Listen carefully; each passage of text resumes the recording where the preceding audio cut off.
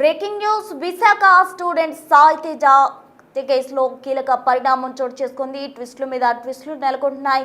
తాజాగా college lecturer మాట మార్చిన పరిస్థితి వెలుగు చూసింది. సాయి తేజ తనకు కొడుకు లాంటి వాడని, అతన్ని తాను లైంగికంగా వేధించలేదని లెక్చరర్ పోలీసులకు చెప్పుకొచ్చిన పరిస్థితి. కాలేజీకి రాకుండా సరిగ్గా చదవకపోవడం వల్లే సాయి తేజ పట్ల కఠినంగా వ్యవహరించామంటూ కూడా లెక్చరర్స్ చెప్తున్నారు. మరోవైపు తన కొడుకుని ఆ లెక్చరర్ లైంగికంగా వేధించిందని సాయి తేజ తల్లి ఆవేదన వ్యక్తం చేస్తున్నారు. మేడంలు నన్ను వేధిస్తున్నారని సాయి తేజ చెప్పినట్టు రికార్డులపై సంతకం చేయట్లేదని, తనను టార్గెట్ చేశారని, అలాగే నా అందమే నా తప్ప అన్నట్లు సాయి తేజ బాధపడినట్లు కూడా సాయి తేజ తల్లి వెల్లడించారు. అయితే టీచర్ వాళ్ళ భర్తకు ఏదో జబ్బు ఉందని, అందుకే తనను రమ్ముంటుందని సాయి తేజ ఇంట్లో బాధపడినట్లు కూడా తన తల్లి చెప్తోంది. దాని గురించి అడగడానికి మేము వెళ్దామనుకునే లోపే ఈలోపు ఇంట్లో సాయి తేజ ఈ విధంగా చేశాడు అంటూ సాయి తేజ తల్లి తీవ్రంగా ఆవేదన వ్యక్తం చేస్తూ ఉన్నారు. నా ఒక్క కొడుకే ఆ మేడంకి స్పెషల్ ఏంటి అంటూ కూడా ఆమె ఫైర్ అవుతున్న పరిస్థితి. తన కుమారుడిని కోల్పోయినందుకు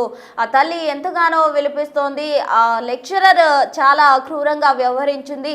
తన భర్తకు ఏదో జబ్బు ఉందని, అందుకే తన కుమారుడిని రావాలంటూ కూడా ఆమె పిలిచిందంటూ సాయి తేజ తల్లి తన ఆవేదన వెళ్లబోసుకోవడం జరిగింది. దీనికి సంబంధించి తాజా అప్డేట్స్ అందించేందుకు మా ప్రతినిధి రాజు వైజాగ్ నుండి లైవ్ లో జాయిన్ అయ్యేందుకు సిద్ధంగా ఉన్నారు. రాజు, చెప్పండి, విశాఖ స్టూడెంట్ సాయి తేజ కేసులో మరో ట్విస్ట్ నెలకొందనే చెప్పాలి. ఒకరికొకరు ఏ వరకు వారు మాటలు మారుస్తున్న పరిస్థితి. లెక్చరర్ కూడా సాయి తేజ తన కొడుకు లాంటి వాడు, అలాంటి వాడిని నేను లైంగికంగా ఎందుకు వేధిస్తానంటూ చెప్పడం జరిగింది. అసలేంటి ట్విస్టుల మీద ట్విస్టులు?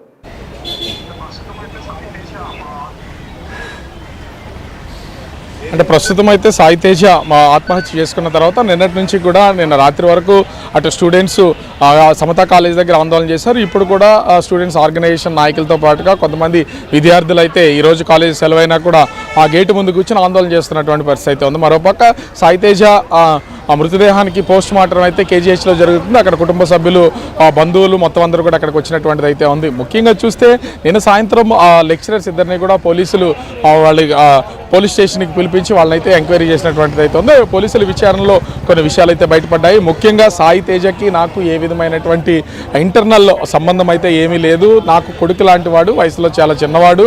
నేను చాలా జాగ్రత్తగా, నన్ను అమ్మ అని పిలుస్తాడు, నేను కూడా కొడుకులాగే చూస్తాను తప్ప ఇతర ఉద్దేశాలు ఏవి మా ఇద్దరి మధ్యన లేవు అని చెప్పినటువంటి సమాచారం అయితే మనకు అందుతుంది. దీంతో పాటుగా గత కొన్ని నెలలుగా సాయి తేజ కాలేజీకి సరిగ్గా రావట్లేదు, నెగ్లిజెన్సీ ఎక్కువైపోయింది. తనతో ఉన్నటువంటి ఆ కొడుకు అనే ఆ చనువు ఉన్నటువంటి నేపథ్యంలో కొంత కఠినంగా వ్యవహరించాను. దీంతో పాటు చదవడం కూడా మానేశాడు, రాయడం కూడా మానేసి తను నెగ్లిజెన్సీ ఎక్కువైపోయింది. వాటి నుంచి తనను బయటికి తీసుకొచ్చే ఉద్దేశంతోనే కొంచెం కఠినంగా వ్యవహరించాను తప్ప ఒక లెక్చరర్గా ఎట్లాంటి చర్యలు తీసుకోవాలో అదే చర్యలు నేను కూడా తీసుకున్నాను. అదేవిధంగా కాలేజీలో తల్లి కొడుకులుగా మేమిద్దరు ఉంటామనేది కాలేజీ మొత్తం అందరికీ తెలుసు. ఆ చనువుతోనే నేను సాయి తేజ విషయంలో కొంత కఠినంగా వ్యవహరించి తనను సరైన దారిలో పెట్టాలనే ఈ నిర్ణయం తీసుకున్న తప్ప తనని లైంగికంగా నేను ఎక్కడా వేధించలేదని లెక్చరర్ అయితే పోలీసులకు చెప్పినట్టుగా తెలుస్తుంది. అయితే వీళ్ళిద్దరి మధ్యన జరిగినటువంటి చాటింగ్ స్క్రీన్ షాట్ కొన్నింటిని పోలీసులు అయితే స్వాధీనం చేసుకున్నారు. అవి బయటకు కూడా వచ్చినటువంటి అయితే ఉంది. ఇవి కాకుండా ఇంకా ఇంటర్నల్గా ఇంకేమైనా చాట్ చేసినటువంటి వివరాలు ఏమైనా ఉన్నాయో వాటి కోసం పోలీసులు అయితే ఆ మొబైల్స్, ఆ లెక్చరర్స్ ఇద్దరు మొబైల్స్, అదేవిధంగా ఈ సాయి తేజ మొబైల్ అన్నింటినీ కూడా తీసుకుని ప్రస్తుతం అయితే విచారణ చేస్తున్నటువంటిది అయితే ఉంది. ఆ చాటింగ్ లోతులకు వెళ్తే ఇంకేమైనా విషయాలు బయటపడే అవకాశం అయితే ఉంది. అది పోలీసులు కూడా చెప్తున్నటువంటిది ఏంటంటే ఈ కేసుకు సంబంధించి మేము విచారణ చేస్తున్నాం, ఒకవైపే తీసుకోలేము, రెండు వైపులా కూడా మేము విచారణ చేసి ఈ కేసుకు సంబంధించినటువంటి వివరాలు తెలియజేస్తామని చెప్తున్నారు. అయితే లెక్చరర్ చెప్పినటువంటి కొన్ని విషయాలకి ఇంట్లో వాళ్ళు చెప్తున్నటువంటి వాటికి కూడా కొంత దగ్గర సంబంధం ఉన్నటువంటిది అయితే ఇక్కడ స్పష్టంగా కనిపిస్తుంది. ఎందుకంటే కొడుకు లాంటి వాడు, అతను పాడైపోతాడో, తన జీవితం నాశనం చేసుకుంటాడనే ఉద్దేశంతో నేను కఠినంగా వ్యవహరించాను తప్ప అతనికి నాకు ఏ విధమైనటువంటి సంబంధం లేదు. ఇంట్లో వాళ్ళతో చాలా చనువుగా ఉంటానని లెక్చరర్ పోలీసులకి చెప్పినటువంటి అంశమే తల్లిదండ్రులు కూడా చెప్తున్నారు. మాతో మాట్లాడేది, నాతోనూ, నా కూతురుతోనూ, సాయి తేజతోనూ, ఇంట్లో వాళ్ళందరితోనూ కూడా లెక్చరర్ బేగం మాట్లాడేవారు. కొడుకు లాంటి వాడు, ఎట్లా పెంచుతున్నామా, నాకు 2 పిల్లలు ఉన్నారు, ఆ 2 పిల్లలు నేను చెప్పిన మాట వినరు, కానీ నువ్వు ఎలా కొడుకుని పెంచుతున్నావు, అతను చెప్పినట్టు వింటాడు, చక్కగా చదువుతాడు అని ఆ లెక్చరరే మాతో చెప్పేది. ఇలా చెప్పి మోసం చేసి ఇవాళ అతన్ని ఇబ్బందులకు గురి చేసింది అని తల్లిదండ్రులు అయితే ఆరోపిస్తున్నటువంటి పరిస్థితి అయితే ఉంది. ఓవరాల్గా చూస్తే ఈ కేసుకు సంబంధించినటువంటి చిక్కుముడి ఇప్పట్లో వీడేదైతే లేదు. పోలీసులు దీని మీద విచారణ చేస్తూ ఉన్నారు. ఈ 2 మొబైల్స్లో మొత్తం Begum mobile, lecturer Begum mobile, అదేవిధంగా సాయితేజ మొబైల్ రెండింటినీ లోతుగా పరిశీలించిన తర్వాత మరి కొన్ని విషయాలు అయితే బయటకు వచ్చే అవకాశం ఉంది. దీని ద్వారా ఆ పోలీసులు తీసుకునే చర్యలకైతే ఉంటుంది. ఇప్పటికే యాజమాన్యం కూడా లెక్చరర్స్ విషయంలో హోల్డ్ చేసినటువంటిది అయితే ఉంది. వాళ్ళ మీద చర్యలు చేపట్టడానికి కూడా కాలేజీ యాజమాన్యం ఒక నిర్ణయం తీసుకున్నటువంటి పరిస్థితి అయితే ఉంది. ప్రస్తుతం విద్యార్థి సంఘ నాయకులతో కొంతమంది విద్యార్థులు కాలేజీ దగ్గర ఆందోళన చేస్తున్నటువంటి నేపథ్యంలో ఇక్కడ భారీగా కూడా పోలీసులు మోహరించారు. మరి చూడాలి, సాయంత్రం లోపు ఈ కేసుకు సంబంధించినటువంటి మొబైల్స్లో ఇంకా చాటింగ్ లోతుగా వెళ్తే అటు బేగం లెక్చరర్ బేగం తప్పుందా లేదా, సాయితేజ ఈ విధంగా ఊహించుకుని చనిపోయాడా, ఆత్మహత్య చేసుకున్నాడా, లేకపోతే చదువు అనే ప్రెజర్ను భరించలేక చనిపోయాడా, ఇంకా దీని వెనక ఇతరత్ర కారణాలు ఏమైనా ఉన్నాయా అనేది తెలిసే అవకాశం అయితే కనిపిస్తుంది ప్రస్తుతం. మొత్తంగా విశాఖ స్టూడెంట్ సాయితేజ కేసులో మరో ట్విస్ట్ నెలకొంది. అయితే లెక్చరర్ సాయితేజ తన కుమారుడు లాంటి వాడని, అతన్ని నేను లైంగికంగా వేధించలేదు అంటూ కూడా లెక్చరర్ మాట మార్చిన పరిస్థితి. మరోవైపు సాయితేజ తల్లి మాత్రం లెక్చరర్సే వేధించారు, అందుకే నా కుమారుడు చనిపోయాడు అంటూ కూడా సాయితేజ చెప్పిన మాటలని ఆవిడ గుర్తు చేసుకుంటూ రోధిస్తున్న దృశ్యాలు మన బిగ్ టీవీ స్క్రీన్ పై చూడొచ్చు. ఒకసారి సాయితేజ తల్లి బిగ్ టీవీతో మాట్లాడడం జరిగింది. అసలు ఆమె ఆవేదన ఏంటి, తన కుమారుడు చనిపోయే ముందుగా ఆమెతో ఏం చెప్పాడు, లెక్చరర్స్ టార్చర్ కి సంబంధించి ఏం మాట్లాడాడు అన్నది ఒకసారి చూద్దాం. సమతా డిగ్రీ కాలేజీ విద్యార్థి సాయితేజ ఆత్మహత్య చేసుకున్నటువంటి నేపథ్యంలో ప్రస్తుతం మాచిరి దగ్గర కుటుంబ సభ్యుల అరణ్య రోదన అనే చెప్పాలి. ఎందుకంటే చేతికి అందినటువంటి కొడుకు ఈవేళ మొత్తం అనంతలోకాల్లో కలిసిపోయినటువంటి పరిస్థితి అయితే కనిపిస్తుంది. చేతికి అందాడు, డిగ్రీ చదువుతున్నాడు, చక్కగా వీళ్ళందరూ ఫ్యామిలీకి ఉపయోగపడతాడు అనుకున్నటువంటి సమయంలో ఆ 2 లెక్చరర్స్ వాళ్ళకున్నటువంటి కోరికని విద్యార్థి మీద చూపించి ఈవేళ ఒక టార్గెట్ చేసి టోటల్గా అతను చనిపోయేలాగా ఆత్మహత్యకు పాల్పడేలాగా చేసినటువంటి ఉదంతం అయితే వెలుగు చూసినటువంటి పరిస్థితి అయితే ఉంది. వాళ్ళమ్మ చూస్తున్నాము, తల్లిదండ్రులు అయితే ప్రస్తుతము ఆ పోలీసులకు ఫిర్యాదు చేసి తిరిగి వెళ్ళినా కూడా అసలు మీ అబ్బాయి మీకు అసలు ఏమైనా చెప్పాడా అసలు ఇంతకు ముందు? మాట్లాడమ్మా అసలు ఏం చెప్పాడమ్మా? అసలు మీ అబ్బాయి మీకు ఏం చెప్పాడు? మీరు పోలీస్ స్టేషన్కి వెళ్ళి ఏం కేసు పెట్టారు అసలు? మా ఆయన అసలు ఏం చెప్పారు? పోలీస్ స్టేషన్లో ఇప్పుడు ఏం పెట్టారో నాకు ఇంకా చెప్పలేదు మా ఆయన. నిన్న కాలం మొన్న ఎప్పుడు నావల్ చేత ముందు రోజు అమ్మ మేడంలో అందరు బుక్లు సైన్ చేస్తున్నారు కానీ నా బుక్ మీద సైన్ చేయలేదమ్మా. ప్రాక్టికల్ దగ్గర అయిపోయి నన్ను చదువుకోలేకపోతానమ్మా, నాకు టెన్షన్ వచ్చేస్తుందమ్మా. అందరూ పెట్టేసి నావి ఎందుకు ఆపిందో నాకు అర్థం కావట్లేదు. నన్ను ఎందుకు ఇలా టార్గెట్ చేస్తుందా మేడమ్మో? నేను అందరికన్నా బాగా చదువుతానట, నేను అందరికన్నా నేను అందంగా ఉంటానట, అలా ఆయనకి ఏదో జబ్బు పడ్డాడట, నన్ను రమ్మంత ఉందమ్మా అని మెసేజ్లు ఉన్నాయి ఫోన్లోను. నా కొడుక నువ్వు తల్లితో చెప్తే మేమేమనుకుంటామో. ఎప్పుడు చెప్పాడు అసలు మీ అబ్బాయి మీకు? ఫ్రెండ్స్కి నాగుల చవితికి ముందుకు ఫ్రెండ్స్తో చెప్పాడంట. అమ్మ వాళ్ళతో చెప్తే ఏమనుకుంటారో, ఇలా చేస్తుంది మేడం, ఇలా చేస్తుంది నాకు వెళ్ళటానికి ఫ్రెండ్స్తో చెప్పాడంట. వాళ్ళ ఫ్రెండ్స్తో 2-3 చెప్పారు. అది కూడా ఇప్పుడు చనిపోయినాక ఫ్రెండ్స్ చెప్పారు, అంతకుముందు ఫ్రెండ్స్ కూడా చెప్పరా. ఏంటంటే వాళ్ళ చెప్తే తల్లిదండ్రులు ఏమనుకుంటారు అనేసి, ఇలా జరిగిద్ది అని ఎవరు అనుకోరు కదా సార్. ఇలా జరిగిద్ది, ఇలా అయ్యిద్ది, ఈ పిల్లల్ని మేడం ఎందుకంటది అనుకుంటారు కదా. ఫ్రెండ్స్తో చెప్పాడంట, ఒక 2-3తో, వాళ్ళ తమ్ముడితో చెప్పాడంట. ఇలా మేడం నన్ను ఇబ్బంది పెడుతుంది, మెసేజ్లు పెడుతుంది. హాయ్ నువ్వు తిన్నావా, ఉన్నావా, నువ్వెందుకు కాలేజీకి రావట్లేదు, నువ్వు చాలా బాగుంటావు, మా ఇంటికి స్పెషల్గా రా, నీకు క్లాసులు ఇస్తాను, నేను మా ఆయన బాగోదు, నీకెందుకు నేనున్నాను, నీకు ఫెయిల్డ్ అయిపోయినా నీకు జాబ్ ఇప్పిస్తాను, నాది పూచి, నువ్వు ఫెయిల్డ్ అయిపోతున్నావు అని చెప్పి నువ్వేమీ ఇబ్బంది పడవద్దని చెప్పి మెసేజ్లు పెడుతుందంట. రాకపోతే ఎందుకు ఆ అబ్బాయి ప్రతిరోజు రాస్తున్నటువంటి నోట్సుల విషయంలో కూడా ఎందుకు ఆవిడ అలా కొట్టేస్తుంది? అసలు ఈ విషయం మీకు చెప్పాడా?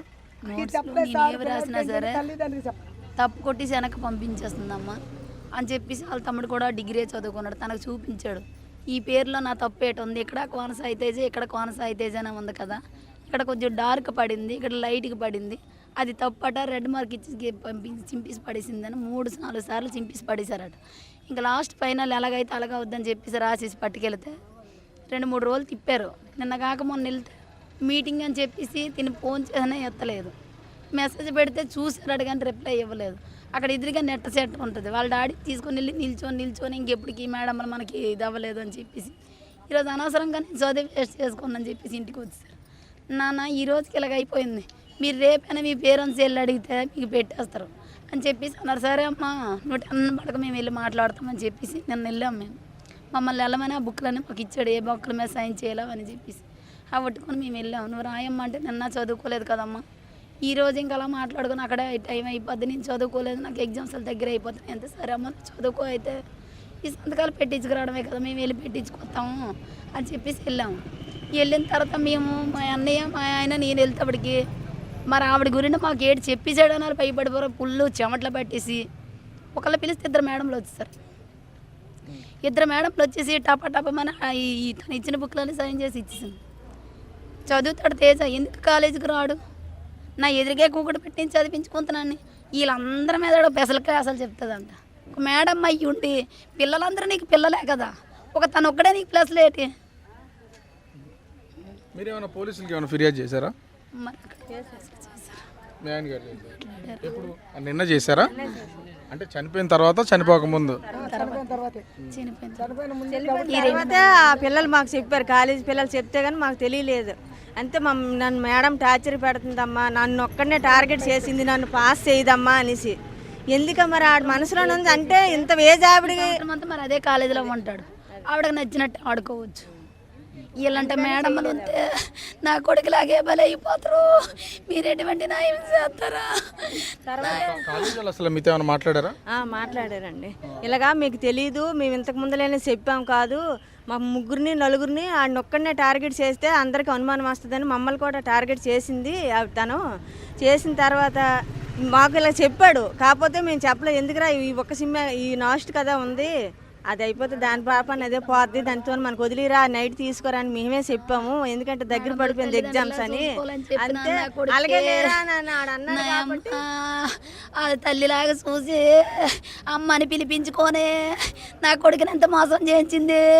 నాదమ్మో అమ్మ తప్పుగా మాట్లాడితే ఎవలేరో ఏదో అనుకుంటారని చెప్పేసి నాకు క్లాస్లోకి వెళ్తే అందరు పిల్లలందరూ కూడా ఈవిడ మాటలకి నిజంగా సాయితేజని అలాగే కలిసి చూస్తుందని చెప్పేసి మీ అమ్మ వచ్చిందిరా సాయితేజ మీ అమ్మ వచ్చింది అంతే.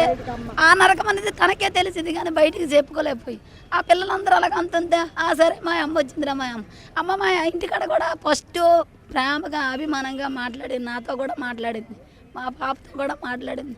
అమ్మ నీ కొడుకుని ఏమెట్టి పెంచినావమ్మా, ఒకరితో మాట్లాడు ఒకరితో మోటాడు, తన పని వచ్చింది తను చదువుకొని తన మనాలు తను వెళ్ళిపోతాడు, నువ్వు ఎలా పెంచినావమ్మా, నాకిద్దరు చిన్న పిల్లలే కానీ నా మాట వినడం లేదు, నా అమ్మని చెప్పింది, నా చెప్పేంత మోసం చేసింది నా అమ్మ, నేను చెప్పలేను.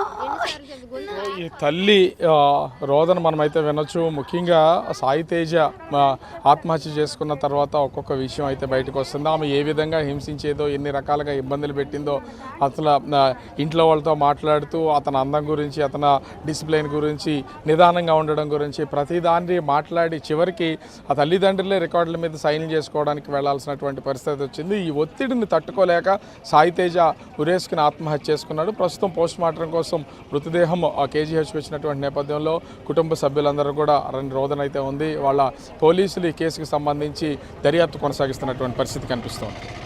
కెమెరామెన్ అజయ్తో రాజు, బిగ్ టీవీ, విశాఖపట్నం.